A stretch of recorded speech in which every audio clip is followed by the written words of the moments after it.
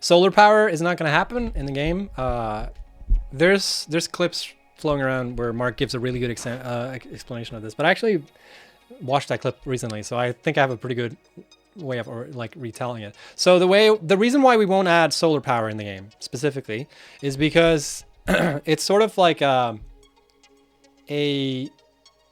infinite resource that you can just build a shit ton of solar panels and you're getting infinite power essentially. There's nothing stopping you there essentially. And we don't like that. We don't like the fact that you're not making like decisions surrounding power, because power is supposed to be a little bit of a pain in your butt. You're supposed to solve problems with power. Solar powers, we just don't like. Even if we add like, you know, that, oh, the night, it doesn't collect any power or whatever, like it's still pretty much, you know, the days are 45 minutes long. The nights are like 5 minutes long.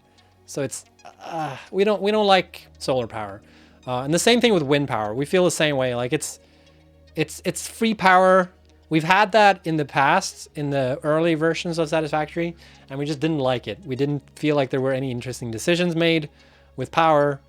So we scrapped that. The only exception that Mark kind of finds interesting, but I don't know if that means that it's going to be added, is water power, because then at least you're kind of limited to where you can place that. You have to find like, you know, dams and build that,